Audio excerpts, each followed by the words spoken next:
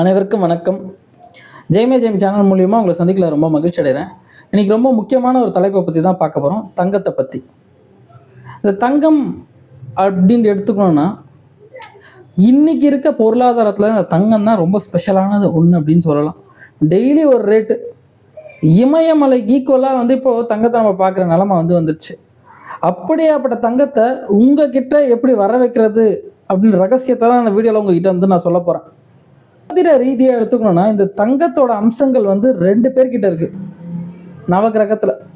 ஒன்று தேவகுரு கிட்டையும், இன்னொன்று பார்த்தீங்கன்னா அசுர குருவான சுக்கிர பகவான்கிட்டையும் தான் இருக்குது. இந்த தங்கம் சேரணும்னா இவங்களோட அனுகிரகம் இருந்தால் போதும். நல்ல செல்வம், நிறைய தங்கம் உங்கள் வீட்டில் எப்போவுமே தங்கியிருக்கும். இதுதான் ஃபஸ்ட்டு. தங்கம் வாங்கிறதுக்கு எது நல்ல நாள் அப்படின்னு நம்ம யோசிக்கலாம். அது இவங்க 2 பேரோட ஆதிக்கம் இருக்கிறனால தான். ஒன்று வியாழக்கிழமை, இன்னொன்று வெள்ளிக்கிழமை. நாட்களை விட என்ன ரொம்ப முக்கியம் அப்படின்னு பார்த்தோன்னா, திதியும் நட்சத்திரமும் அப்படின்னு தான் சொல்லுவேன். எந்த நட்சத்திரம் அன்னைக்கு தங்கம் வாங்கலாம்?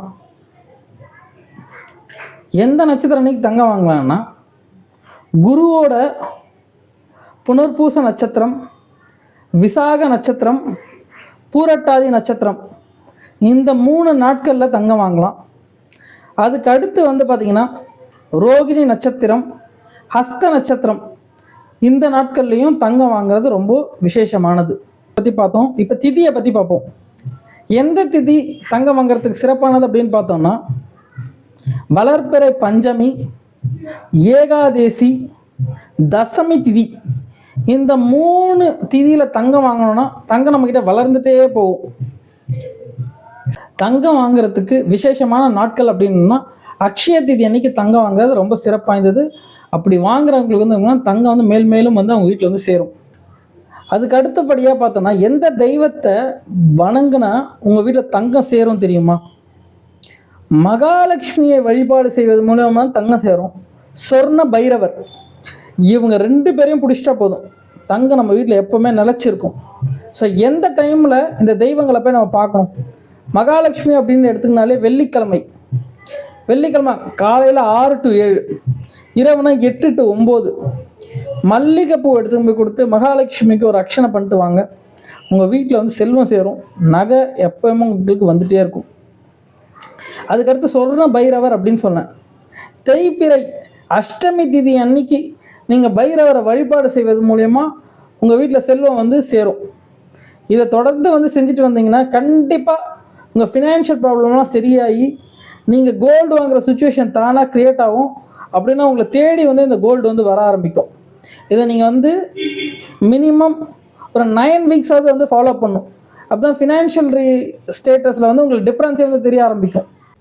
தங்கம் நம்மக்கிட்ட சேர்கிறதுக்கு ஒரு எளிமையான பரிகாரம் இருக்குது.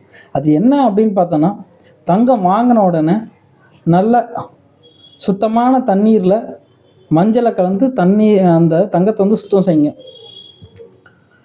தெய்வத்துக்கு முன்னாடி வச்சு வழிபாடு செஞ்சுட்டு அந்த தங்கத்தை நீங்கள் யூஸ் பண்ண ஆரம்பிக்கலாம். அதுக்கு அடுத்து பார்த்தீங்கன்னா, இப்போ உங்கள் வீட்டில் கோல்டு காயின் இருந்ததுன்னா அந்த கோல்டு காயினை ஒரு ரெட் கலர் சிவப்பு துணியில் வச்சு கட்டிட்டு சுவாமி படத்துக்கு முன்னாடி வச்சுருங்க. அந்த தங்கம் ஈர்ப்பு சக்தியை பெற்று உங்கள் வீட்டில் அதிகமாக தங்கம் சேர்கிறதுக்கு ஒரு எளிய பரிகாரமாக இருக்குது. இந்த தங்கத்தை நீங்கள் அதிகரிக்க இது ஒரு நல்ல பரிகாரமாக இருக்குது.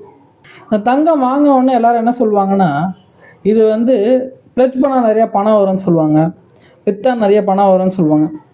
ஆனால் அது நம்ம வாங்குறது பார்த்தோன்னா நம்ம யூஸ் பண்ணுறதுக்கு, அதை மறந்துட்டு நம்ம விற்கிறதுக்கு, அடமானம் வைக்கிறதுக்கு தான் நிறைய பேர் யோசிச்சுட்ருக்காங்க.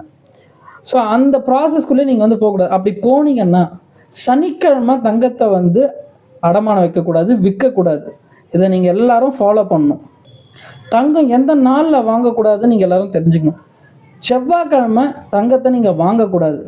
இந்த 2 விஷயத்தை நீங்கள் ஃபாலோ பண்ணிங்கனாலே போதும், தங்கம் உங்கள் கையை விட்டே போகாது. நீங்கள் பார்த்துட்ருக்க வீடியோ உங்களுக்கு பிடிச்சதுன்னா உங்கள் நண்பர்களுக்கு, உங்கள் உறவினர்களுக்கு ஷேர் பண்ணுங்கள். நம்ம சேனலை சப்ஸ்கிரைப் பண்ணுங்கள். அது எனக்கு ஒரு மோட்டிவேஷனாக இருக்கும். இதே மாதிரி நம்ம தொடர்ந்து வீடியோவில் பார்ப்போம். நன்றி, வணக்கம்.